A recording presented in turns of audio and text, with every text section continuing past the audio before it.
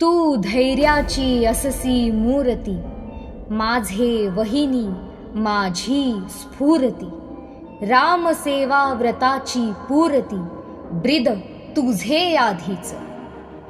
धैर्य की साक्षात मूर्ति सरस्वतीबाई सावरकर यानी येसु वहिनी। उनका पूर्व नाम यशोदा होने के कारण सभी उन्हें येसु बुलाते थे। बचपन से ही वे होशियार और नम्र थे और उनकी आवाज भी बड़ी मधुर थी। 1896 में भगुर गांव के गणेश सावरकर के साथ उनका विवाह हुआ और यशोदा फड़के सौ सरस्वतीबाई गणेश सावरकर बन गई। गणेश सावरकर की माता राधाबाई का निधन होने के बाद सावरकर घर का खालीपन सरस्वतीबाई के आने से दूर हुआ।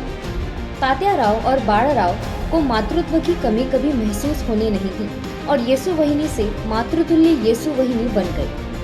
विनायक उर्फ तात्याराव, नारायण उर्फ बाळ ऐसे छोटे देवर और एक विवाहित ननद ऐसी भाग्यवान परिवार उन्हें मिला। 1899 में भगुर में आई प्लेग की बीमारी में दामोदर पंत और उनके भाई बापूराव का निधन हो गया।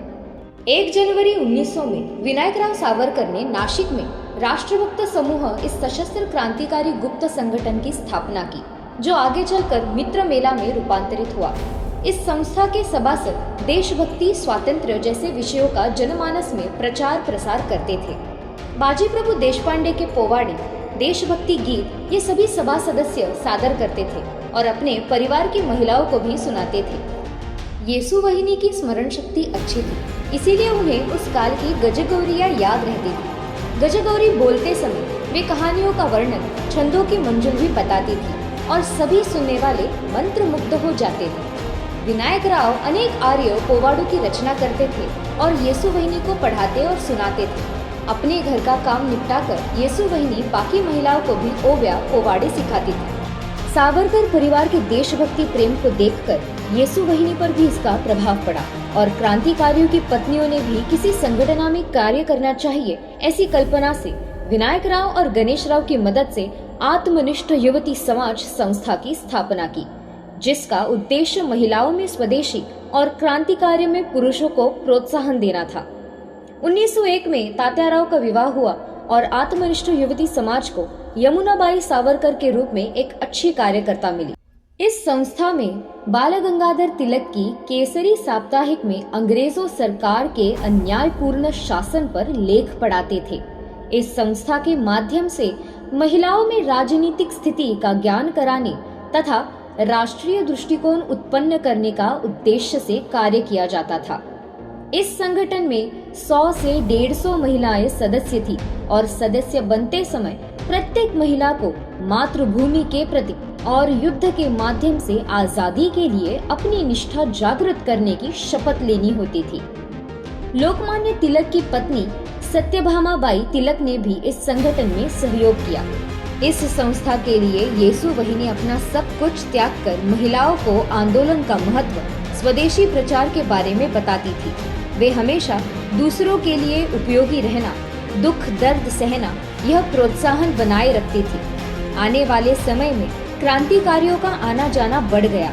उन्होंने अपने पति सहित परिवार में किसी को भी सावरकर परिवार में गरीबी का पता नहीं चलने दिया।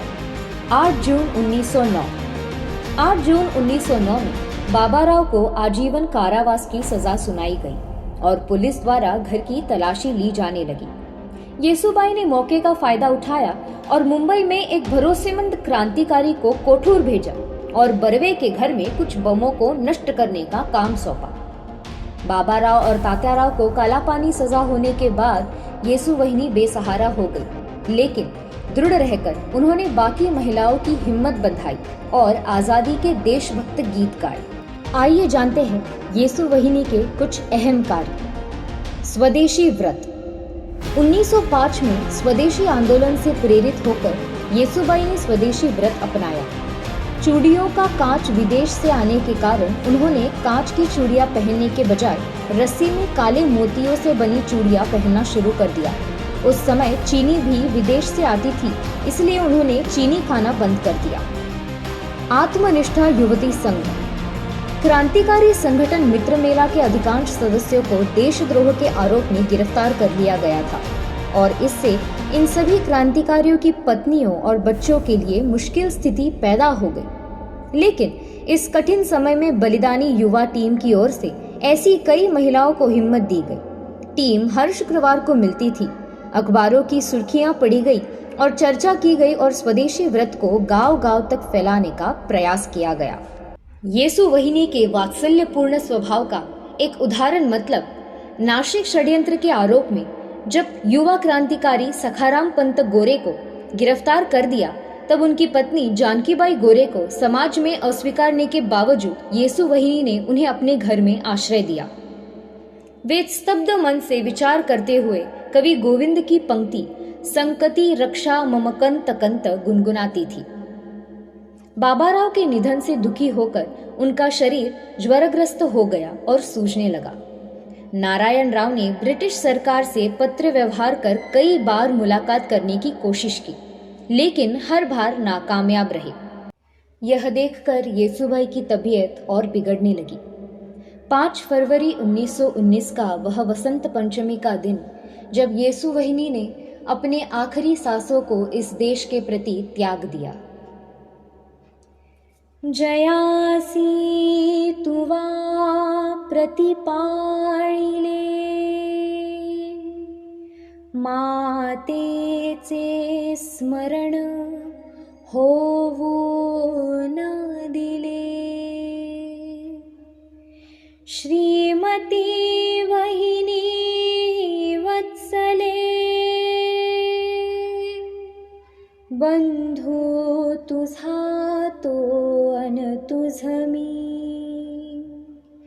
धन्य धन्य आपुला वंश सुनिश्चये ईश्वरी अंश। की राम सेवा पुण्यलेश आपुल्या भागे लाभला। तू धैर्याची अससी मूर्ती,